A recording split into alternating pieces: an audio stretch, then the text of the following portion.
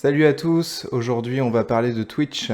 Twitch qui est une plateforme que j'ai plus besoin de vous présenter. Sur Twitch, la catégorie art comprend en moyenne 12 000 viewers en direct. Autant dire qu'on est loin derrière des catégories qui comprennent principalement du jeu vidéo et du chat. Et franchement, à première vue, les lives artistiques n'ont rien de très engageant. Mais en fouinant un peu plus, on peut trouver des streams un petit peu plus intéressants que d'autres. On y trouve par exemple le live Make Pixel Art. C'est une expérimentation collective en fait où chaque internaute, toutes les 5 secondes, vient positionner un pixel de la couleur de son choix. Ce qui produit en fait une sorte de toile interactive où les œuvres se font et se défont en fonction des groupes présents. Après, ceux qui n'ont pas peur d'aller voir les menus de modélisation de 3D Blender peuvent aussi aller voir des streams d'artistes numériques. Sinon, vous avez des streams un petit peu plus chill qui se transforment souvent en discussion intimiste avec l'artiste. C'est d'ailleurs pas un hasard hein, si la chaîne la plus regardée de la catégorie art, c'est celle du défunt Bob Ross. Vous savez, c'est le peintre avec une grosse tignasse qui présentait une émission qui s'appelait The Joy of Painting.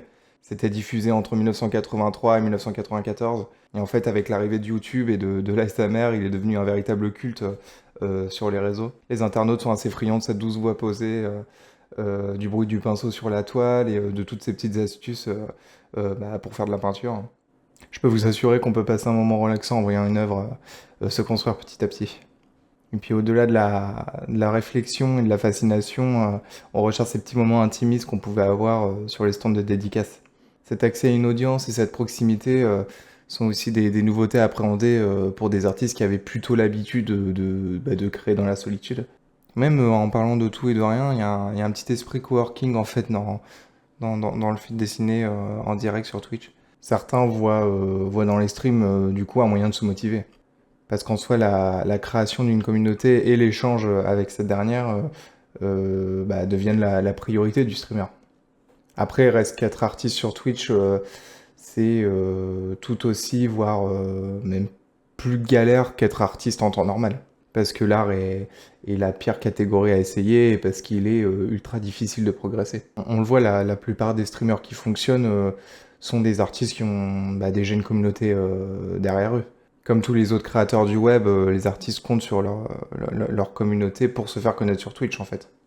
Si la plateforme sait donner de la visibilité aux artistes, elle peine malheureusement encore à faire émerger les nouveaux talents. De manière générale, les streams de la catégorie art portent tous ce même aspect collaboratif.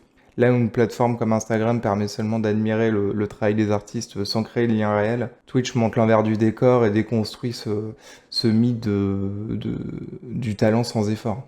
Puis franchement, le stream, c'est pas un exercice facile, hein, je peux vous l'assurer. Après, avec Twitch, faut juste oser. Hein, si après vous voulez vous lancer, moi j'ai pas plus de conseils que ça à donner.